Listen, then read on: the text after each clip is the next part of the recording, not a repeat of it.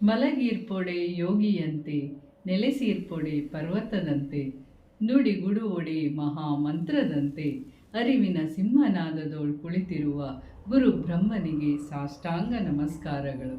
ಎಲ್ಲರಿಗೂ ನಮಸ್ಕಾರ.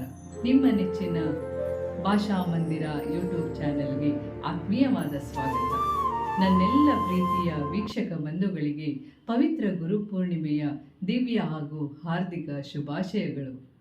ಹಳಗನ್ನಡದ ಮಹಾಕವಿ ಪಂಪ ಬಣ್ಣಿಸಿದಂತೆ ಯೋಗಿಯಂತೆ ಶಾಂತವಾಗಿ ಪರ್ವತದಂತೆ ಸ್ಥಿರವಾಗಿ ನಿಂತು ಮಂತ್ರದಂತಹ ಶಕ್ತಿಯ ನುಡಿಗಳಿಂದ ನಮ್ಮ ಅಜ್ಞಾನವನ್ನು ಓಡಿಸುವವನೇ ಗುರು. ಇವತ್ತು ಆಷಾಢ ಮಾಸದ ಶುಕ್ಲ ಪಕ್ಷದ ಪೂರ್ಣಿಮೆ. ಭಾರತೀಯ ಸಂಸ್ಕೃತಿಯಲ್ಲಿ ಈ ದಿನಕ್ಕೆ ಅತ್ಯಂತ ಪವಿತ್ರವಾದ ಸ್ಥಾನವಿದೆ. ಏಕೆಂದರೆ ತಿದ್ದಿ ತೀಡಿ ಮನುಷ್ಯನನ್ನಾಗಿ ಮಾಡುವ ಶಿಲ್ಪಿ, ಜ್ಞಾನದ ಸಾಗರದಿ ನಮಗೆ ಬೆಳಕು ನೀಡುವ ಜ್ಯೋತಿಯಾದ ಗುರುವಿಗೆ ಶಿರವಾಗಿ ನಮಿಸುವೆವು. ಈ ಪವಿತ್ರ ದಿನದಿ ಕೃತಜ್ಞತೆ ಸಲ್ಲಿಸುವೆವು. ಬೆಳಕಿನ ಬೆನ್ನೇರಿ ಬಂದ ಜ್ಞಾನದ ಗಂಗೋತ್ರಿ, ಅಜ್ಞಾನದ ಕತ್ತಲು ಸರಿಸುವ ದಿವ್ಯ ನಕ್ಷತ್ರ ಗುರು.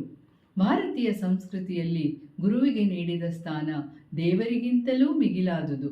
ಗುರು ಬ್ರಹ್ಮ, ಗುರುರ್ವಿಷ್ಣು, ಗುರುರ್ದೇವೋ ಮಹೇಶ್ವರ, ಗುರು ಸಾಕ್ಷಾತ್ ಪರಬ್ರಹ್ಮ, ತಸ್ಮೈ ಶ್ರೀ ಗುರವೇ ನಮಃ. ಹರ ಮುನಿದರೆ ಗುರು ಕಾಯುವನು, ಗುರು ಮುನಿದರೆ ಹರಿಹರ ಬ್ರಹ್ಮಾದಿಗಳೂ ಕಾಯರು. ಗುರು ಎಂದರೆ ಕೇವಲ ಕಾವಿ ತೊಟ್ಟವರಲ್ಲ, ಕಪ್ಪು ಹಲಗೆಯ ಮುಂದೆ ನಿಂತವರಷ್ಟೇ ಅಲ್ಲ, ತಾಯಿಯಿಂದ ಹಿಡಿದು ನಮಗೆ ಕಷ್ಟ ಬಂದಾಗ ನೆರವಾದ ಪ್ರತಿಯೊಬ್ಬರೂ ಗುರುವೇ. ಹಾಗಾದರೆ ಈ ಗುರುಪೂರ್ಣಿಮೆಗೆ ಅಷ್ಟೊಂದು ಮಹತ್ವ ಏಕಿದೆ? ಯಾಕೆ ಆಚರಿಸಲಾಗುತ್ತಿದೆ? ಇದರ ಐತಿಹಾಸಿಕ ಹಿನ್ನೆಲೆ ಏನು ಎಂಬ ಸಂಪೂರ್ಣ ವಿವರ ಈಗ ನಿಮ್ಮ ಮುಂದೆ. ಗುರುಪೂರ್ಣಿಮೆಯನ್ನು ವ್ಯಾಸ ಪೂರ್ಣಿಮೆ ಎಂದು ಕರೆಯಲಾಗುತ್ತದೆ. ಏಕೆಂದರೆ ಸನಾತನ ಧರ್ಮದ ಜ್ಞಾನಗಂಗೋತ್ರಿ ಎನಿಸಿದ ಮಹಾಋಷಿ ವೇದವ್ಯಾಸರು ಪರಾಶರ ಮಹರ್ಷಿ ಮತ್ತು ಸತ್ಯವತಿಯ ಮಗನಾಗಿ ಜನಿಸಿದ್ದು ಇದೇ ಶುಭ ದಿನದಂದು. ಅವರು ಕೇವಲ ಒಬ್ಬ ಋಷಿಯಲ್ಲ, ಜ್ಞಾನದ ಭಂಡಾರ. ವ್ಯಾಸಾಯ ವಿಷ್ಣುರೂಪಾಯ ವ್ಯಾಸರೂಪಾಯ ವಿಷ್ಣವೇ. ಅಂದರೆ ವೇದವ್ಯಾಸರು ಸ್ವಯಂ ವಿಷ್ಣುವಿನ ಅವತಾರ. ಜಗತ್ತಿಗೆ ಮೊದಲ ಬಾರಿಗೆ ಈ ಪ್ರಮಾಣದ ಜ್ಞಾನದ ದಾರಿಯನ್ನು ತೋರಿಸಿಕೊಟ್ಟ ಜಗದ್ಗುರು ವ್ಯಾಸರು. ಅವರ ಈ ಜನ್ಮದಿನವನ್ನು ಕೃತಜ್ಞತೆಯಿಂದ ಸ್ಮರಿಸುವುದೇ ಗುರುಪೂರ್ಣಿಮೆ. ಗುರುಪೂರ್ಣಿಮೆಯ ವಿಶೇಷತೆ ಕೇವಲ ವೇದವ್ಯಾಸರಿಗೆ ಮಾತ್ರ ಸೀಮಿತವಾಗಿಲ್ಲ. ಭಾರತದ ವಿಭಿನ್ನ ಸಂಸ್ಕೃತಿಯಲ್ಲಿ ಈ ದಿನಕ್ಕೆ ನಾನಾ ಮಹತ್ವಗಳಿವೆ.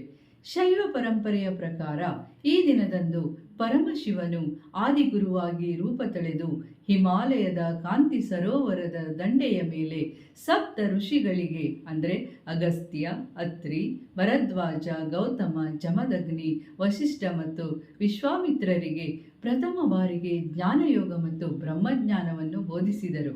ಹಾಗೆಯೇ ಬೌದ್ಧ ಪರಂಪರೆಯಲ್ಲಿ ಭಗವಾನ್ ಬುದ್ಧರು ಬಿಹಾರದ ಬೋಧಿಯಾಗದಲ್ಲಿ ಜ್ಞಾನೋದಯ ಪಡೆದ ನಂತರ ವಾರಣಾಸಿಯ ಸಾರಾನಾಥದಲ್ಲಿ ತಮ್ಮ ಮೊದಲ 5 ಜನ ಶಿಷ್ಯರಿಗೆ ಧರ್ಮೋಪದೇಶ ನೀಡಿರುವುದು ಇದೇ ಪೂರ್ಣಿಮೆಯ ದಿನ.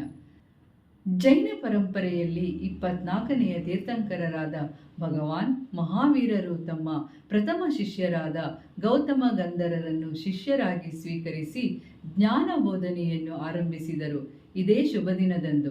ಆದ್ದರಿಂದ ಈ ದಿನವನ್ನು ಜೈನರು ಶಾಸನ ನಾಯಕ ದಿನವನ್ನಾಗಿ ಪೂಜಿಸುತ್ತಾರೆ. ಧರ್ಮ ಯಾವುದಿದ್ದರೂ ಜ್ಞಾನದ ಹಂಚಿಕೆ ಮತ್ತು ಕೃತಜ್ಞತೆ ಎಂಬ ತತ್ವವೇ ಗುರುಪೂರ್ಣಿಮೆಯ ಮೂಲ ಆಶಯ.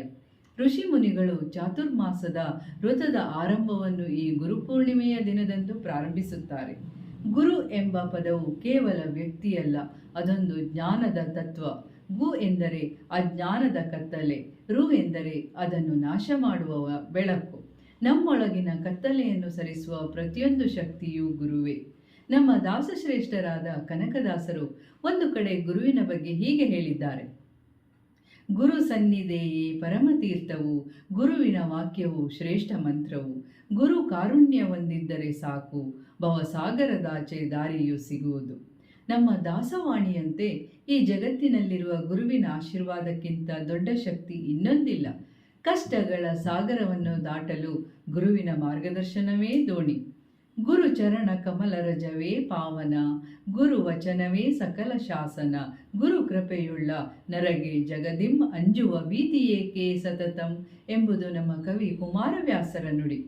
ಗುರು ಕೃಪೆಯೊಂದಿದ್ದರೆ ಬಾಳು ಬಂಗಾರ. ಅವರ ಉಪದೇಶವೇ ನಮ್ಮ ಬಾಳಿಗೆ ಸದಾ ಆಧಾರ. ತೀಡಿದಂತಹ ಕೈಗಳಿಗೆ ಶಿರವಾಗಿ ನಮಿಸೋಣ. ಜ್ಞಾನದ ಬೆಳಕನ್ನು ಜಗತ್ತಿನಾದ್ಯಂತ ಪಸರಿಸೋಣ. ತಾಯಿಯ ಪ್ರೀತಿ, ತಂದೆಯ ಮಾರ್ಗದರ್ಶನ, ಗುರುವಿನ ಆಶೀರ್ವಾದವೇ ನಮ್ಮ ಬಾಳಿನ ಪವಿತ್ರ ಧನ. ಅಜ್ಞಾನ ತಿಮಿರಾಂಧಸ್ಯ ಜ್ಞಾನಾಂಜನ ಶಲಾಕಯ ಚಕ್ಷುರುನ್ಮಿಲಿತಂ ಏನ ತಸ್ಮೈ ಶ್ರೀ ಗುರುಭ್ಯೋ ನಮಃ. ನಿಮ್ಮೆಲ್ಲರಿಗೂ ಮತ್ತೊಮ್ಮೆ ಗುರುಪೂರ್ಣಿಮೆಯ ಶುಭಾಶಯಗಳು.